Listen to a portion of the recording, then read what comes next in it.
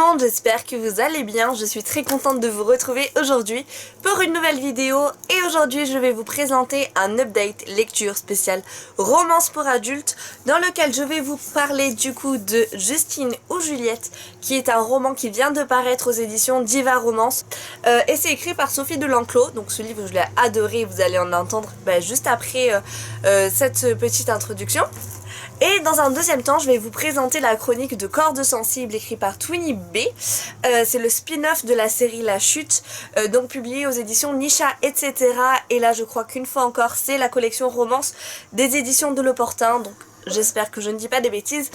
Aussi, il faut savoir, même si je vous en parlais tout à l'heure, que même si c'est un spin-off, vous pouvez très bien lire Cordes sensibles séparément de La Chute. Mais ça, je vous en parlerai un peu plus tout à l'heure. Et enfin, vous l'avez vu dans le titre de la vidéo, à la fin de cette vidéo update lecture, je vais vous présenter un concours pour vous faire gagner 2 exemplaires de Cordes sensibles, un exemplaire numérique donc au format e-book de ce livre, ainsi qu'un format papier, donc c'est-à-dire un livre comme celui-ci. Donc grâce à la maison d'édition Nisha qui a accepté du coup d'organiser ce partenariat avec moi. Donc un grand merci à cette maison d'édition et j'espère que vous allez être nombreux à participer au concours. Je vous en parle en toute fin de vidéo, du coup restez jusqu'à la fin de cette update lecture pour en savoir plus. Justine ou Juliette, c'est une romance complètement déjantée où Juliette, qui est directrice des ressources humaines dans une entreprise qui est très rigide au plus haut point, côtoie son double maléfique qui est Justine, une autrice de romance érotique totalement libérée. Et oui, du coup, vous l'avez compris, Justine et Juliette, c'est une seule et même personne avec 2 personnalités bien différentes. Juliette d'un côté, la directrice des ressources humaines, et Justine, l'autrice à romance de l'autre côté. Si la très distinguée Juliette, maman célibataire d'un adolescent, a décidé de prendre un nom de plume pour sa romance érotique, c'est tout simplement parce qu'elle a décidé de ne pas se faire remarquer, et ça se ressent au quotidien puisqu'elle est plutôt du genre à s'habiller de manière totalement neutre pour pas qu'on la distingue des autres, à ne pas avoir forcément beaucoup d'amis, à ne pas chercher la compagnie d'autres hommes. Donc voilà, elle est plutôt discrète de nature et c'est pour ça qu'elle a décidé de créer le personnage de Justine qui est à la fois son nom de plume mais aussi qui va devenir un véritable personnage qu'elle va incarner, notamment lorsqu'elle va par exemple faire ses séances de dédicace. Donc en fait Juliette, maintenant je me mets à confondre les deux, quand elle écrit cette romance là, donc La Belle et la Bête XXL, elle s'attendait pas du tout à ce que ça ait un si gros succès, et puisque c'est le cas, au final on se rend compte que ce qui devait être assez anonyme à la base, elle va finir par ne plus l'être du tout, parce que c'est impossible d'être discret quand finalement son roman devient un véritable best-seller. C'est vrai que cela aurait pu plutôt bien se passer, cette transition entre finalement la vie de Juliette et la vie de Justine, s'il n'y avait pas eu l'arrivée de Sébastien, qui est une personne qui va intégrer l'équipe de Juliette. Donc Juliette, je vous rappelle, c'est la directrice des ressources humaines, mais qui va malheureusement, pour le plus grand malheur en tout cas de Juliette, rencontrer Justine lors d'une séance de dédicace, et du coup il va faire à la fois la rencontre de Juliette au travail la journée et de Justine à sa séance de dédicace. Du coup on se demande si Juliette va finir finalement par accepter et surtout assumer ces 2 personnalités, parce qu'elles sont quand même plutôt radicalement différentes. On a une Juliette très psychorigide et on a une Justine très libérée au contraire. Donc est-ce qu'elle va finir par accepter tout ça et à former qu'une seule et même personne? Parce que là franchement ce mensonge commence à devenir très pesant au fur et à mesure de l'histoire. Cela finalement ça nous prouve que quelque part en nous on a tous ces différentes personnalités. Moi par exemple, c'est vrai qu'au travail, le travail où je suis, donc en tant qu'éducatrice de jeunes enfants, on me connaît surtout comme Marie, l'éducatrice de jeunes enfants, et rares sont les personnes, même s'il y en a, qui me connaissent comme Marie, la blogueuse et la booktubeuse, un monde de conteuses. Donc en fait, finalement, on peut avoir chacun plusieurs personnalités, plusieurs passions, plusieurs personnalités, avoir un nom de plume. Moi par exemple c'est pas un nom de plume mais c'est plutôt un nom on va dire une signature de blog ou en tout cas un nom de chaîne de YouTube. Mais c'est vrai que ça questionne vachement parce qu'au final on se dit que nous aussi on est obligé d'accepter, d'assumer ces différentes personnalités, et ce que vous voyez là devant la caméra c'est pas forcément ce que je suis dans la vraie vie, en tout cas par exemple dans le cercle du travail ou dans le cercle familial, etc. Et finalement on a tous ces plusieurs personnalités qui se cachent en nous et qu'on accepte ou non de livrer à tout le monde, qu'on accepte ou non d'assumer déjà, c'est le principal je pense. Et finalement c'est un peu ce qu'on retrouve tout au long du livre avec Juliette qui cherche à cacher, en tout cas à Sébastien qui est un homme qui l'intéresse grandement, une ou plusieurs facettes de sa personnalité. Ce qui est plutôt dingue et qui est très drôle d'ailleurs, parce qu'on a beaucoup de passages drôles dans l'histoire, c'est que Juliette, elle arrive à faire croire à Sébastien que la personne qu'elle voit en tant que Justine et en tant que Juliette sont des personnes complètement différentes, alors que physiquement elles sont forcément identiques de tout point de vue, hein. Donc ça c'est vraiment très drôle, et du coup ça amène à certaines situations qui sont vraiment loufoques. Encore une fois, c'est vraiment le terme que j'utilise, mais qui représente pour moi le plus cette situation, où du coup elle va se mettre à s'en mêler les pinceaux, à créer des situations complètement invraisemblables pour essayer de faire tenir son pseudo-mensonge du coup. Ce que j'ai beaucoup aimé aussi dans cette histoire, en dehors de l'intrigue du coup qui est assez passionnante, c'est la présence en chaque début de chapitre d'un extrait du livre écrit par Justine. Donc attention, on parle pas du livre écrit par Sophie de L'Enclos, mais vraiment La Belle et la Bête XXL, le roman écrit par l'héroïne de ce livre. Donc je trouve ça vraiment pas mal, parce que du coup ça rajoute un petit peu de piment, sachant que forcément ce sont des scènes un peu érotiques. Et en plus surtout ça donne un côté plus dynamique à l'histoire, parce qu'au final on lit une romance qui raconte l'histoire d'une autrice de romance érotique. Et moi franchement je trouve ça génial. Alors pour rendre ça un peu plus crédible, le fait de lire certains passages de son roman, je trouve ça vraiment génial. Et en plus c'est très très bien écrit, donc ça donnerait presque envie en tout cas de voir paraître ce roman La Belle et la Bête XXL pour de vrai. Peut-être que du coup Sophie de L'Enclos va décider par la suite de publier le livre de son héroïne. On ne sait pas pour le moment, mais en tout cas ça serait vraiment très intéressant, ça c'est clair.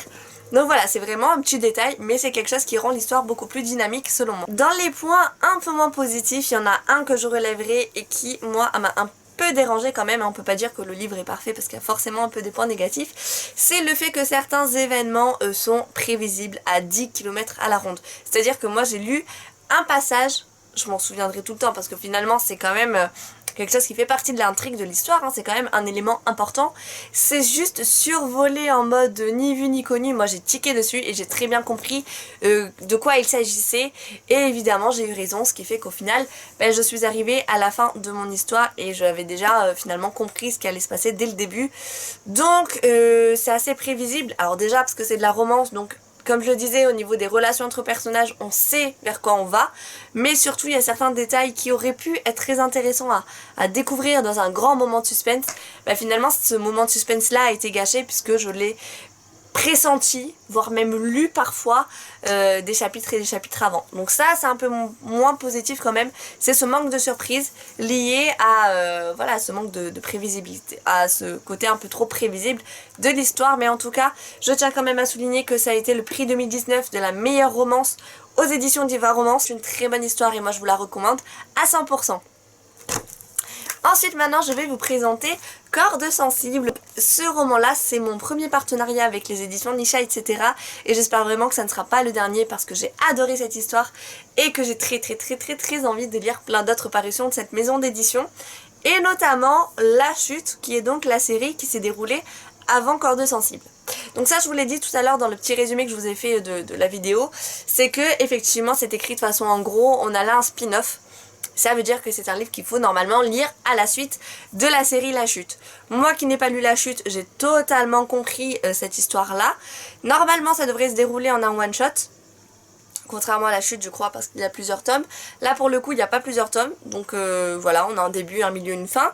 Mais c'est vrai qu'il y a plein d'éléments dans ce livre qui donnent envie de lire La Chute, et je vais vous dire lesquels. Alors quel est le lien finalement entre la série précédente et celle-là? Donc même si j'ai pas lu la série précédente, je pense que j'ai très bien cerné la chose. C'est le personnage de Prune. Alors apparemment de ce que j'ai compris et de ce que je pense être le cas, Prune a l'air d'être un des personnages principaux de la série La Chute, qui se transforme en personnage secondaire mais tout de même très important de ce roman Cordes sensibles. Et franchement Prune, waouh, ça a l'air d'être un sacré caractère, parce que franchement le tableau qu'on nous peint dans ce livre là donne juste une envie, c'est de foncer lire La Chute, rien que pour pouvoir en savoir plus sur la personnalité de Prune. Alors clairement je vous avoue que si vous lisez Cordes sensibles vous allez avoir un gros spoil sur ce qu'est la vie de Prune, parce que ça se déroule après, donc forcément on connaît finalement la fin de La Chute. Alors je pense, si j'ai pas lu la série, à mon avis de ce que j'ai compris dedans ça a l'air d'être la fin de La Chute. Donc bref, en gros ce qu'il faut comprendre c'est que en lisant Cordes sensibles vous allez être spoilé sur toute la vie de ce personnage, mais c'est un personnage qui est tellement haut en couleur, qui est tellement qui a un caractère tellement impressionnant que vous allez quand même avoir envie, si c'est le cas comme moi, de lire la série précédente, même s'il n'y aura plus aucun suspense, parce que franchement, elle donne envie de s'attacher à elle, cette fameuse prune, et elle donne envie de connaître son histoire, en tout cas son passé, même si maintenant on connaît un petit peu son présent, voire même son avenir. Donc, parlons justement de cordes sensibles. L'héroïne de ce livre-là, vous l'aurez compris, c'est pas Prune, c'est alors attendez, parce que Anya Linan Rossi, qui a un nom très compliqué à prononcer je trouve, qui est une jeune fille de 22 ans, comme moi. Du coup je me suis déjà un petit peu attachée à ce personnage rien qu'en ayant lu cette petite description qui se trouve au dos du livre, et qui est prédestinée selon sa famille, selon ses proches, à devenir une grande violoniste. Seulement le problème c'est que Anya, elle a 22 ans et elle, ce qu'elle a envie de faire, c'est pas du tout d'être violoniste, même si elle joue parfaitement du violon, qu'elle prend des cours, etc. Elle, ce qu'elle veut faire, c'est devenir mannequin. Si ses parents ont déjà décidé de ce que sera son avenir, c'est auprès de sa tante Prune, la fameuse Prune, qu'elle va trouver du soutien. Celle-ci va lui permettre de rester pendant 1 an dans sa villa luxueuse qui se trouve à Los Angeles afin de tenter de décrocher des contrats pour devenir mannequin. Donc au final, c'est quelque part un défi que se lance Anya, elle qui maîtrise parfaitement le domaine du violon, qui a pris des cours et qui normalement suit des études pour devenir grande violoniste. C'est un défi pour elle de se lancer dans un domaine qui lui est complètement inconnu. Du coup, quand elle va faire la connaissance de Nils, qui est un musicien, mais ça je vous en parlerai après, et qu'elle va faire cette rencontre dans un contexte qui est quand même très particulier, elle s'attendait pas du tout à revoir ses plans pour y inclure maintenant une nouvelle relation. Ah donc, il est bien mignon ce Nils, il est même très mignon apparemment de ce qu'on comprend dès le début du livre, mais il va rester là où il est, elle va se contenter de ce qui s'est passé durant cette rencontre très particulière, et ça va pas partir plus loin. Sauf que c'était sans compter sur la fameuse Prune, ce personnage que j'adore, qui va chavirer tous les plans de Nils et de Anya. Elle vient se mettre là-dedans et elle va tout chambouler. Donc là je vous en dis pas plus, c'est pas à moi de vous raconter la suite de l'histoire, c'est plutôt à vous de la découvrir en vous plongeant dans cette lecture. En tout cas ce qu'il faut savoir c'est que moi j'ai adoré les deux personnages, enfin en tout cas les deux héros, autant Nils que Anya. Prune c'est bon, vous l'avez compris, j'ai aussi adoré mais je vais pas vous en parler pendant 100 ans. Nils en fait comme je le disais tout à l'heure c'est un musicien mais pas n'importe lequel des musiciens parce qu'il fait partie d'un boys band qui est très connu, donc le mec est hyper célèbre, il est adulé par ses fans, il est plutôt dans une mentalité sex, drug and rock and roll, donc comprenez par là l'argent, les femmes, l'alcool, peut-être la drogue, enfin je m'en souviens plus trop dans ce livre. Il est vraiment dans ce contexte de vie très particulier par lequel passent, je pense, la plupart des musiciens très célèbres. Voilà. Donc au début du livre, il se la joue un peu gros dur en mode t'inquiète tu célèbres, etc. avec cette mentalité là, mais ce qui est vraiment génial avec Nils et qui fait que j'ai vraiment accroché avec son personnage, c'est qu'au fur et à mesure, de manière évidemment très subtile, hein, on passe pas d'un gros changement de comportement de l'un à l'autre, il va nous livrer un petit peu quelque part ses secrets, il va percer un peu ses défenses, il va se livrer à nous en tant qu'à nous lecteurs. Et franchement on peut que apprécier ce personnage de Nils. Anya, elle, dès le début, elle a un caractère bien trempé parce que c'est dès les premiers chapitres au final qu'elle commence à s'opposer à sa famille qui a envie qu'elle devienne une gentille petite violoniste avec de belles fréquentations, issue d'une bonne famille, enfin vous savez un petit peu le cliché de, pas j'allais dire de la bourgeoise mais presque, et elle en fait elle va tout casser, elle va carrément aller à la confrontation parce qu'elle n'a plus envie finalement de devenir violoniste, elle a envie de vivre ses propres passions, de tracer sa propre voie, et du coup c'est vrai que quand dès le premier chapitre on voit qu'elle rentre en confrontation et qu'elle se laisse pas faire par sa famille, on se rend compte que c'est un personnage qui a vraiment un gros tempérament, un gros caractère et qui va pas se laisser faire. Donc au début quand on lit le résumé et qu'on entend qu'elle a envie de devenir mannequin, c'est difficile d'échapper à ce gros cliché qu'on a de la bimbo un poil écervelée qui a envie de, pour qui seules les apparences comptent en fait.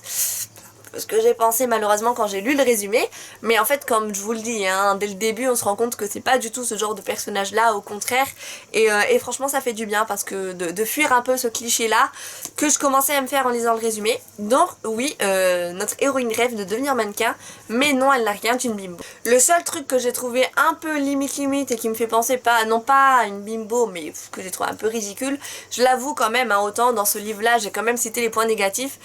Là le fait qu'à chaque fois qu'elle veut sortir des insultes, elle nous sort des noms de marques, et puis des marques luxueuses pardon. je trouve ça un peu bizarre quand même. Genre en fait, au lieu de sortir des insultes, elle va citer des marques. Des marques luxueuses, de luxe. J'ai pas trop compris le concept et je trouve ça un peu ridicule, surtout quand on a ça un peu partout dans le roman. Bon d'accord, ok, ça rend le truc un peu plus superficiel parce que forcément c'est de la grande marque, c'est du luxe, etc. Et puis surtout, pour moi une insulte ça reste une insulte et c'est dommage qu'on n'ait pas des petites insultes un peu par-ci par-là. Évidemment Nils et Prune surtout sont là pour rattraper ce côté un peu manquant d'insultes dans ce livre. Mais voilà, je trouve ça un petit peu niais, un petit peu bof de cette présence de noms de marques qui sortent de n'importe où, enfin on n'a pas compris le concept quoi, en plein milieu du livre. Voilà. Donc Anya, c'est une personne qui est en lutte perpétuelle, à la fois contre les idéaux de sa famille, à la fois contre finalement ce qu'elle a envie elle-même, parce que on est sur une romance, forcément. Je vous l'ai dit au début, pour elle, c'est mort, il n'y a pas la place pour un seul mec dans sa vie. Malheureusement, elle fait la rencontre de Nils. Donc là encore, va falloir lutter entre sa carrière et sa vie amoureuse. En même temps sur sa carrière, entre ce qu'elle sait faire, parce qu'elle maîtrise le violon, elle aime ça, mais elle a juste pas envie d'en faire son métier. Et en même temps sa nouvelle passion. Donc elle est toujours en fait quelque part sur cette ambiguïté là, sur cette ambivalence entre la facilité et puis le côté plus difficile voire risqué. Et sa vie en fait elle est complètement chamboulée à cause de ça. Aussi, toujours dans les points un peu plus négatifs, j'aurais bien aimé que l'histoire se poursuive, parce que franchement ça se lit à une vitesse, j'ai trouvé ça vraiment génial. Malheureusement, je pense au vu des derniers chapitres et surtout des dernières pages, je crois que c'est l'épilogue il me semble, enfin bref, je pense vraiment qu'on est sur un one shot et qu'il n'y aura pas de suite, en tout cas pour Anya et Nils, peut-être pour d'autres personnages, qui sait. C'est dommage, franchement j'aurais bien vu beaucoup plus d'épisodes entre les deux personnages, surtout qu'au final la fin est beaucoup, à mon sens c'est vraiment trop précipité, puisque en un épilogue ou en tout cas en un dernier chapitre, on nous condense toutes les réponses à tout ce qu'on aurait, tout ce qu'on se pose comme question depuis le début du livre. Donc c'est un peu dommage, je pense vraiment qu'il y aurait eu matière à s'étaler sur au moins un deuxième tome, une fin un peu précipitée. Après, tant je dis ça, c'est juste parce que je suis frustrée de devoir quitter mes personnages dès maintenant. Je pense que c'est surtout ça en fait. Mais en tout cas, voilà. L'avantage de ce format assez court, c'est que ça se lit très très vite. Mais j'espère vraiment que l'autrice ne va pas s'arrêter là et va nous pondre soit une suite, soit encore une fois un spin-off, mais qui va nous permettre de retrouver nos personnages. Bon, franchement, ce livre, comme celui-là, je vous les recommande si vous aimez la romance new adulte, donc romance pour adultes. Pourquoi pour adultes? Surtout dans ce livre-là, parce qu'il y a des présences de scènes de sexe très explicites, donc qui ne conviendra pas forcément à un public très jeune. Vous serez d'accord avec moi. Après, vous faites comme vous voulez, c'est vous qui voyez, mais en tout cas, moi je me dois de vous prévenir. Si vous aimez les romances contemporaines, si vous aimez les musiciens un peu bad boy, etc., sex, drug and rock and roll, si vous aimez tout ce qui touche au mannequinat, à la musique, etc., franchement vous allez adorer. Si vous aimez les romances contemporaines, vous allez kiffer. Moi en tout cas, j'adore la romance et j'ai adoré ce livre-là. Et j'ai adoré Prune, mais ça je pense que vous le savez déjà. Du coup, ça tombe bien que j'ai aimé ce livre, parce que maintenant c'est le moment où je vais vous permettre de gagner ce roman en deux formats. Donc évidemment il y aura un gagnant par format, vous n'allez pas gagner à la fois le format numérique et format papier, ça n'aurait pas de sens. Donc comme je le disais, un format numérique à lire sur téléphone, ordinateur, liseuse ou tablette.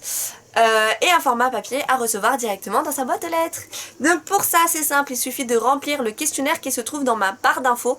Donc il faut juste en dessous de cette vidéo dérouler la petite barre d'infos, vous avez un lien, c'est pas très compliqué, vous devriez quand même trouver assez facilement, vers un questionnaire Google Form ou je sais pas quoi là, à remplir. Donc en fait, quelles sont les conditions? Il faut liker la page Instagram et Facebook de la maison d'édition Nisha, etc. Donc vous avez les liens, ne vous inquiétez pas. Vous devez également vous abonner à ma chaîne YouTube pour pouvoir du coup participer au concours. Donc quand vous êtes dans le formulaire, vous allez avoir, on va vous demander avec quel pseudo vous avez liké les différents comptes, donc Facebook, Instagram et la chaîne YouTube. Là vous avez juste à marquer finalement avec quel compte vous êtes abonné à ma chaîne YouTube et avec quel compte, le nom de votre compte sur lequel vous vous êtes abonné sur Instagram et la page Facebook de la maison d'édition. Donc évidemment c'est important de remplir ça, c'est même obligatoire parce que après nous on va vérifier si vous avez bien liké ma page Instagram, ma page YouTube, le compte Instagram des éditions Nisha, etc. ainsi que leur page Facebook, parce que ce sont les seules conditions pour pouvoir tenter de lire la romance de l'été selon moi, qui est vraiment une super histoire. Voilà, écoutez, moi j'espère que cette vidéo vous aura plu et on se retrouve très vite pour une toute prochaine. Au revoir.